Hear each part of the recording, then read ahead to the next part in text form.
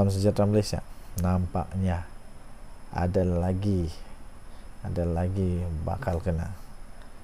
Inilah kehebatan Datuk Seri Anwar Ibrahim dan kerajaan yang ada sekarang.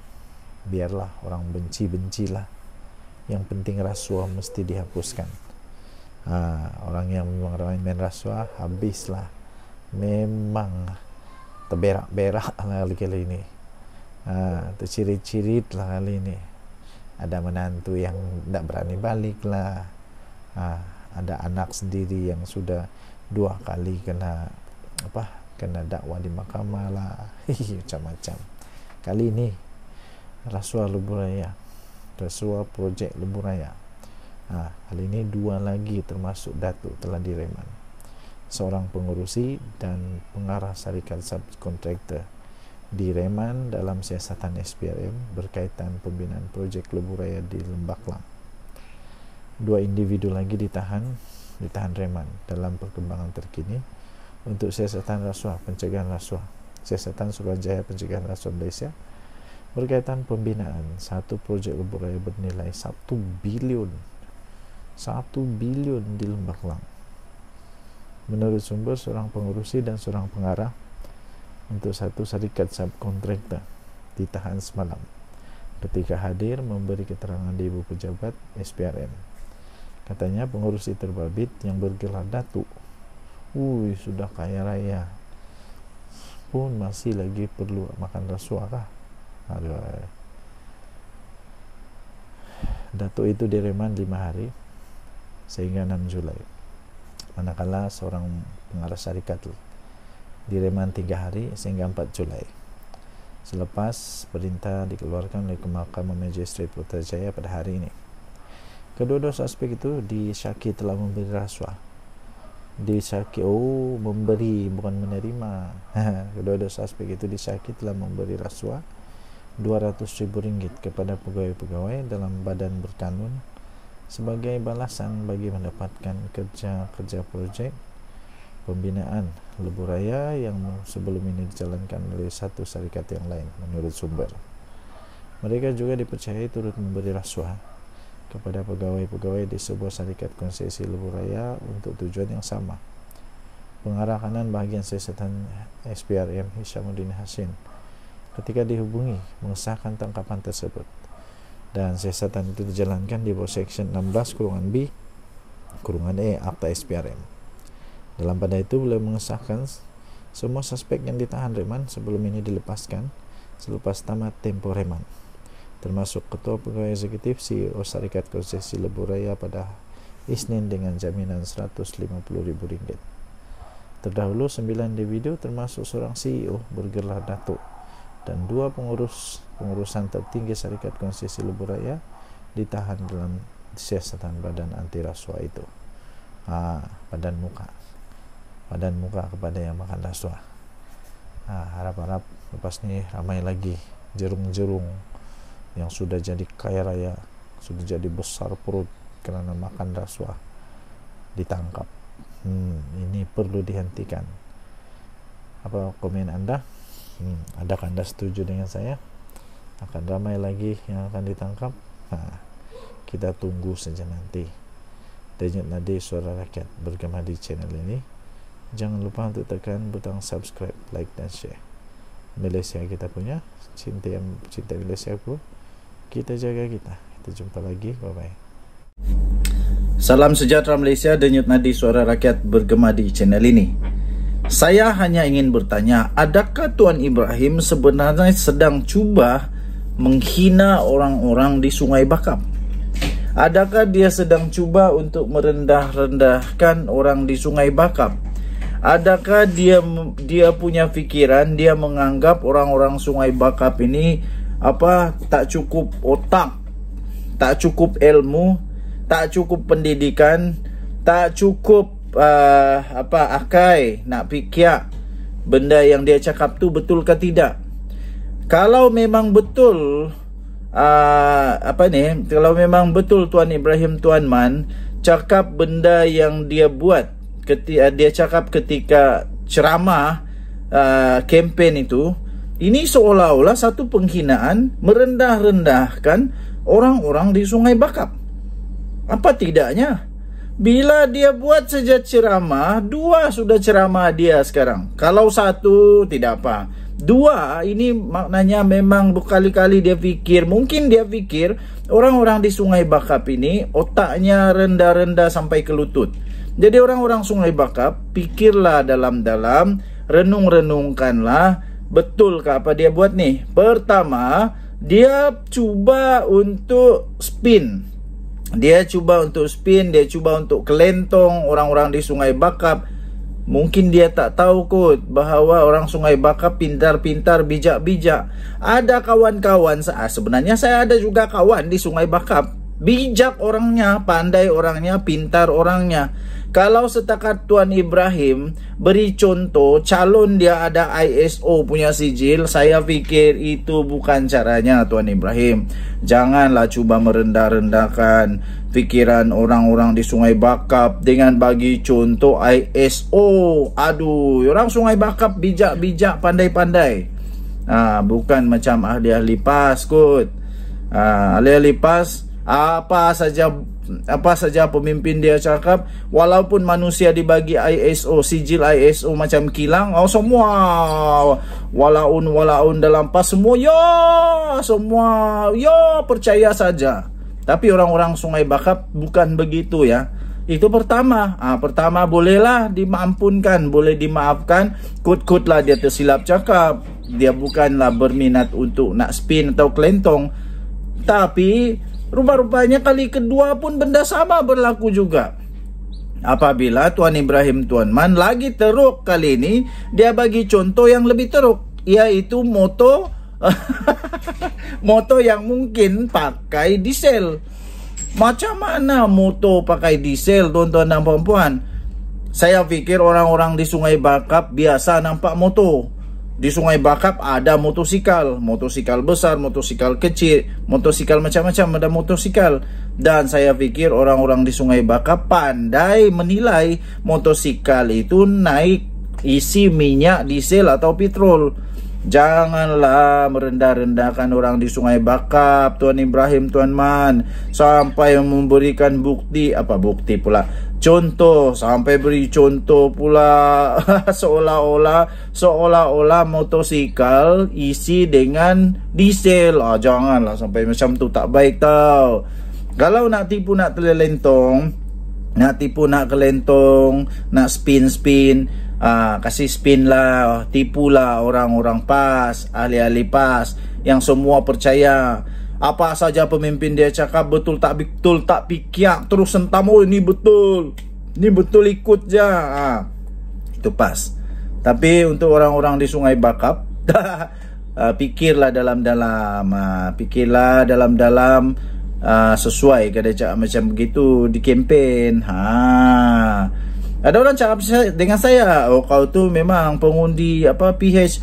Saya tidak pernah undi PH, minta maaf. Saya tidak pernah undi PH sebab belum pernah dalam sejarah di kampung saya, di tempat saya tinggal, di parlimen tempat saya tinggal, belum pernah ada Pakatan Harapan bertanding di sini. Cuma baru-baru ini pernah ada bertanding. Tapi saya tak undi Pakatan Harapan pun. Saya tak undi Pakatan Harapan. Saya tak undi undi adalah rahsia kan. Tapi untuk nak kata saya ini Barua DAP kah? Tidak. Saya tidak pernah jadi Barua DAP. Kalaupun saya jadi Barua DAP, kalaupun lah. Tapi saya bukan Barua DAP, tidak pernah kena bayar pun. Kalau nak jadi Barua, kamu jadi sajalah, tapi saya tidak mau jadi Barua. Denyut Nadi Suara Rakyat berkembang di channel ini. Jangan lupa tekan tombol subscribe, like dan share. Bye bye. Salam sejahtera Malaysia. Denyut Nadi Suara Rakyat bergema di channel ini. Berita terkini yang baru saja kita terima. Ini bukti bahawa kerajaan Madani ini, kerajaan Pakatan Harapan ini, kerajaan perpaduan ini memang betul-betul akan membenteras rasuah. Memang betul-betul dengan janji bahawa negara Malaysia satu hari nanti akan mempunyai pemimpin-pemimpin yang bebas rasuah, malah kita punya anak-anak cucu pun akan terlatih supaya jangan ambil rasuah.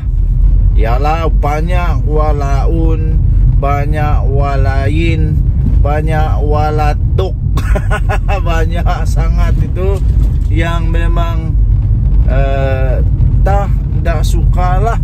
Saya pun heran kenapa negara mau bentras rasuah, tapi semua rasa panas, rasa takut, rasa benci. Memanglah kalau ada memang rasa-rasa memang ada buat salah, memanglah rasa benci. Tapi kalau orang yang memang mau tengok supaya tidak ada rasuah, memang rasa seronok lah. Saya seronok. Terbaru nih, terbaru ada satu pendedahan terbaru malah direman terus badan muka.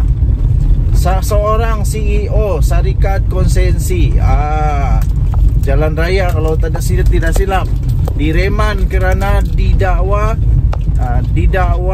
dan disyaki dapat rasuah 1.6 bilion. Ini barulah betul lah bahawa sekarang ini bukan hanya bilis-bilis, tak payah nak takut sangat, sebab kamu confirm kena lah. Tapi naga-naga 120 juta peratus akan kena cari confirm sampai lubang cacing. Nah sekarang ambil kamu mau cepat kaya sangat kan? Mau cepat kaya sangat sampai rembat begitu banyak wang. Bayangkan 1 bilion itu 1 bilion itu, bayangkan boleh buat berapa banyak kemajuan, bantuan kepada rakyat kalau diguna dengan betul, bukan dimakan sebagai rasuah. Bayangkan berapa banyak. Contoh sajalah, kalau 1 bilion itu dipakai untuk membuat sekolah, membuat hospital kah, klinik kah, 1 bilion. Tahu berapa banyak boleh buat tu?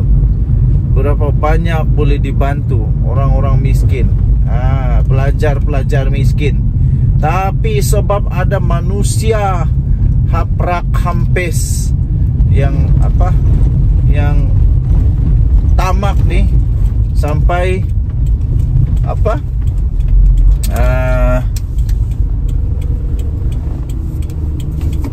sampai sanggup makan begitu banyak rasuah yang pasti merugikan negara Malaysia. Sekarang tanggunglah sendiri. Saya harap kalau memang itu rasuah, harap-harap manusia ni, CEO ni boleh dikenakan tindakan. Jangan kasih can. Baru dia rasa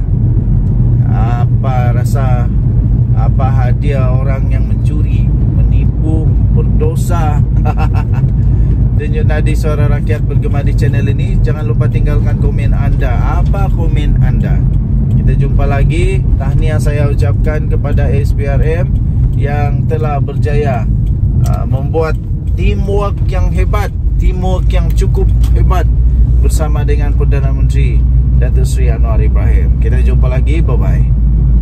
Salam sejahtera Malaysia. Denyut Nadi Suara Rakyat bergema di channel ini. Entah mana malaun malaun mana entah yang tiba-tiba keluar sebar kata amanah tidak sokong habis-habisan PRK Sungai Bakap untuk calon PKR. Aduh, mana ada macam tu. Mana ada. Amanah dan PKR memang tidak pernah pun boikot. Dah tahulah kalau daripada parti yang lain. Tapi kalau dari Amanah tidak ada.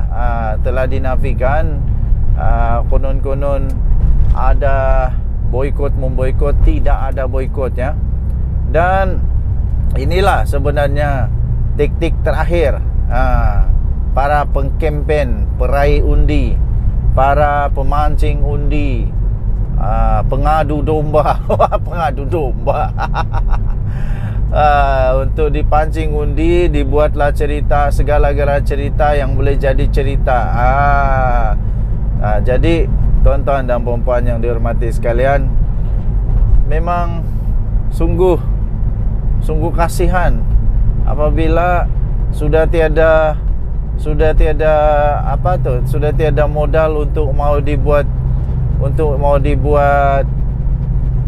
kempen, untuk mau dijadikan modal untuk buat kempen, akhirnya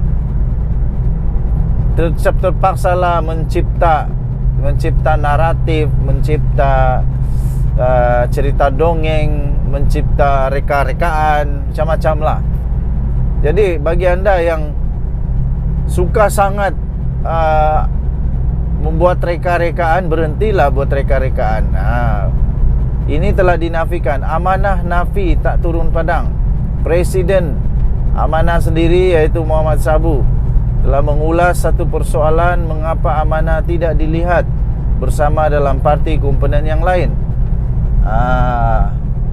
Amanah menafikan tidak turun padang bersama dengan jentera Kerajaan Perpaduan sepanjang kempen PRK untuk Sungai Bakap yang bermula pada Sabtu lepas. Presidennya Muhammad Sabu berkata, setiap jentera parti komponen dalam Pakatan Harapan diberikan tugas dan lokasi khusus seperti mana yang telah diarahkan oleh kepimpinan Kerajaan Perpaduan. Katanya, kami bertumpu di kawasan Sungai Duri.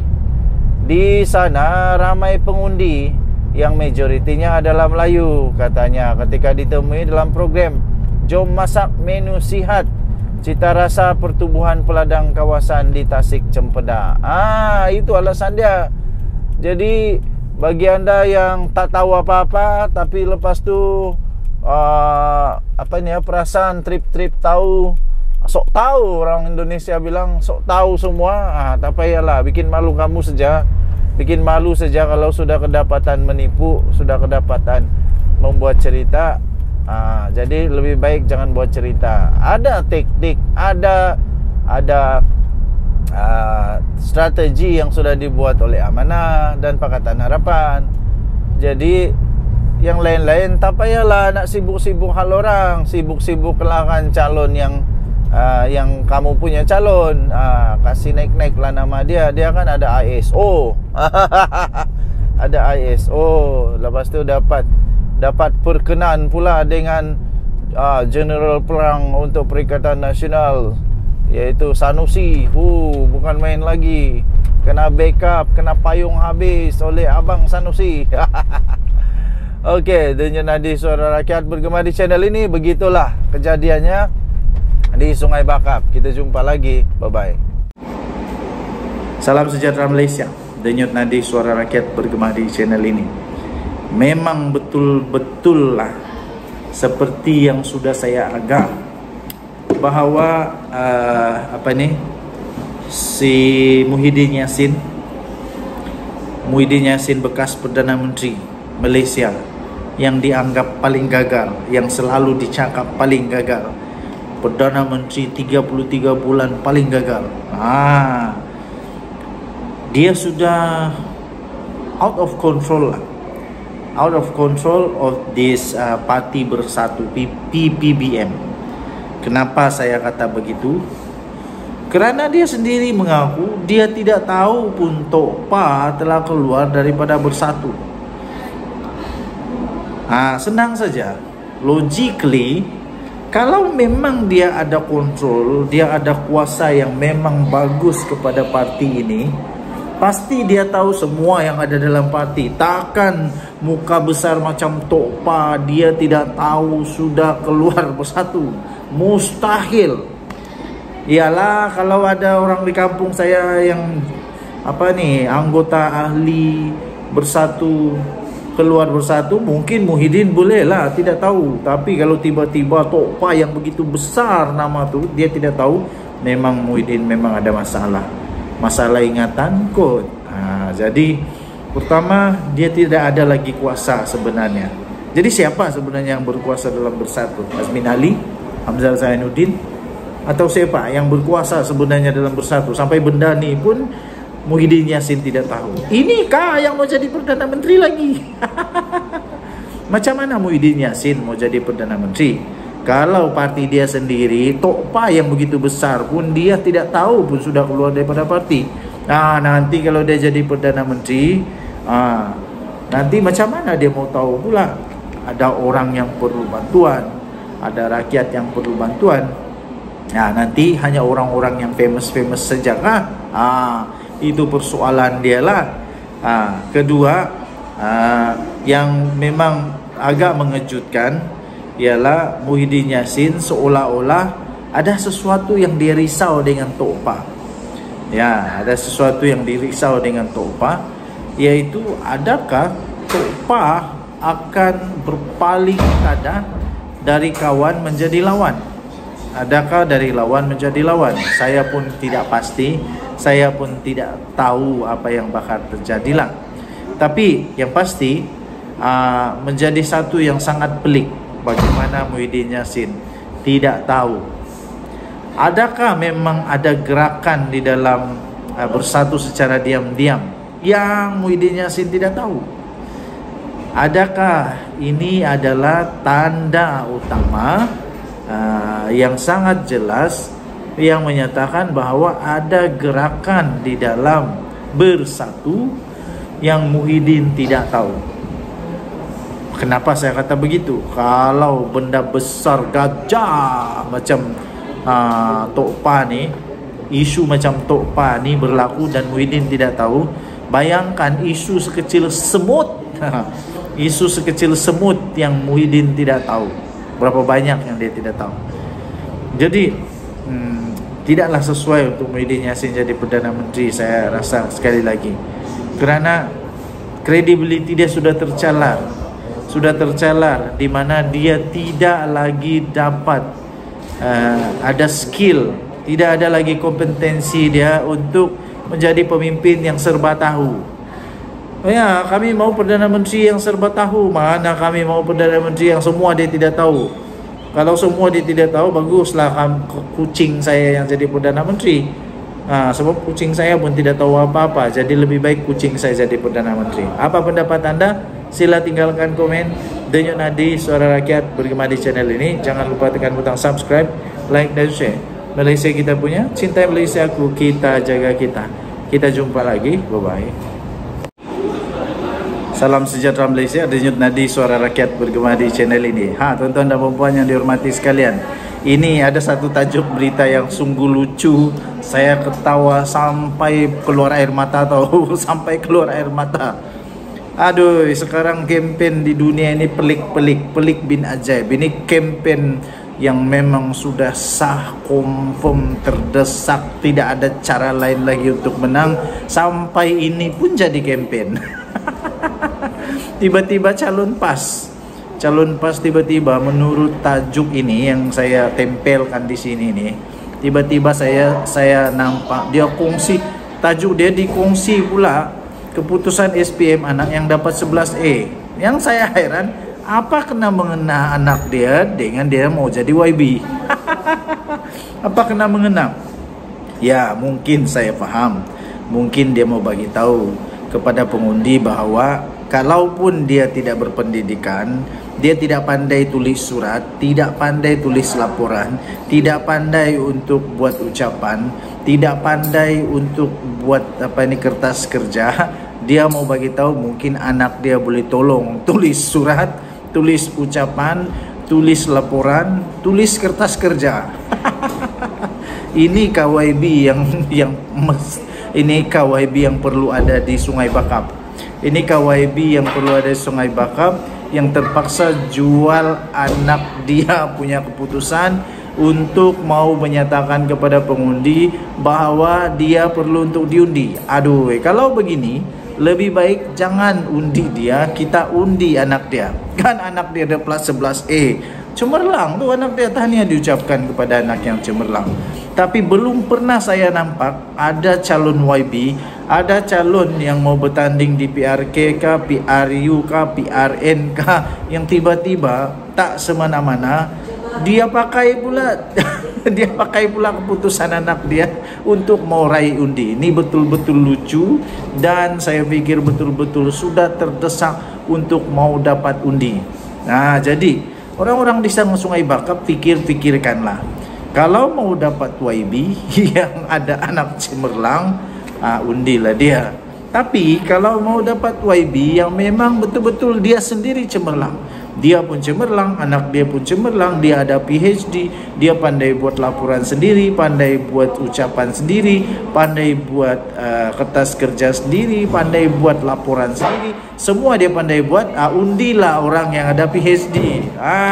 Bukan kita mau merendahkan, tidak. Saya hanya heran, apa kena mengena mau pergi campaign dengan bagi tahu kepada dunia bahwa anak dia dapat 11A di dalam SPM. Kalau begitu, semua orang yang anak dia ada 11A boleh jadi YB kah? Bukan begitu. Saya pikir tidak sesuai. Dan tidaklah tidak kenalah. Not appropriate to use your children, your kids punya SPM result hanya untuk mau meraih undi, kerana ini mengganggu diorang punya so-called privacy. Janganlah kacau privacy anak hanya untuk mau dapat undi. Nanti sekarang semua orang sudah kenal anak kamu. Nanti semua sudah orang kenal anak kamu, bagus kalau menang. Kalau kalah, orang kenal, inilah anak yang bapaknya kalah dalam pilihan raya. Tidak kasihan macam begitu. Aduh. Jadi senang saja simpulannya kepada semua pengundi-pengundi di Sungai Bakap, pikirkan panjang-panjang sebelum mengundi. Pikirkan panjang-panjang sama ada kamu mau ada YB yang anak cemerlang atau kamu mau yang YB yang dia sendiri cemerlang, anak dia cemerlang, keluarga dia cemerlang, dia ada track record yang bagus, dia ada pengalaman yang bagus, dia ada semua yang bagus-bagus untuk menjadi sandaran kepada rakyat di Sungai Bakap. Terus terang, saya walaupun saya bukan ahli PKR, bukan ahli Pakatan Harapan, bukan. Saya bukan ahli mana-mana parti, tapi kalau saya ditanya, saya mau undi siapa? Saya mau undi yang doktor. Saya mau undi yang doktor kerana nanti dengan harapan orang-orang di Sungai Bakap otaknya semua macam doktor-doktor. Tidaklah nanti jadi ISO pula, manusia tiba-tiba jadi ada ISO. ISO bangunan pula tuh, bangunan kilang. Macam mana ada orang boleh beri sijil ISO pada manusia? Memang pelik bin ajaib. Denyut Nadi, Suara Rakyat bergema di channel ini. Jangan lupa tekan butang subscribe, like dan share. Malaysia kita punya, cintai Malaysia aku, kita jaga kita. Bye bye.